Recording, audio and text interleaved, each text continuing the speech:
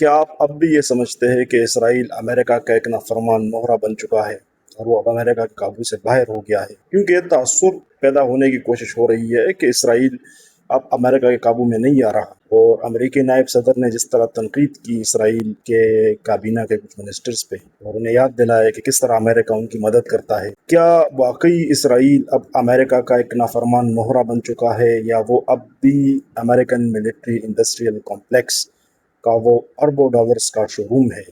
جس کو ختم کرنے کی سکت خود امریکی حکومت میں بھی نہیں ہے؟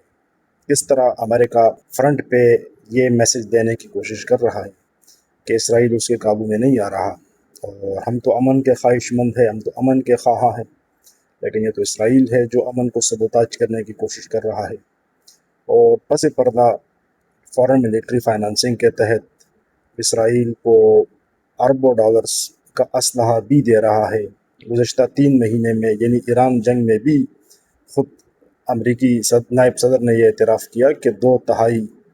جو ڈیفنس ایکوپمنٹس اسرائیل نے یوز کیے ان گزشتہ 3 مہینوں میں، وہ امریکی کمپنیز میں ہی بنے تھے اور امریکی ہاتھوں سے ہی بنے تھے۔ تو یہ جو ایک ریسائیکلڈ ایڈ لوپ ہے، جو خود ایک پوری انڈر گراؤنڈ اکانومی ہے، جس میں امریکہ کے بڑے بڑے سرمایہ دار بھی کاروبار کرتے ہیں، اسرائیل کے جو مقتدر طبقہ میں شامل لوگ ہیں وہ بھی کاروبار کرتے ہیں، اور بقول امریکیوں کے اسرائیل ان کا دا انسنکیبل ایئر کرافٹ کیریئر ہے۔ تو یہ اتنی اہمیت کے باوجود کیوں امریکی نائب صدر و امریکی صدر یہ تعصب پیدا کرنے کی کوشش کر رہے ہیں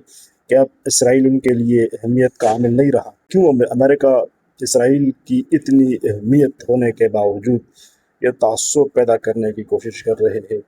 کہ اب اسرائیل اور امریکہ کی منزل الگ الگ ہے؟ امریکہ ویسٹ ایشیا میں قیام امن کا خواہش مند ہے، جبکہ اسرائیل اس کے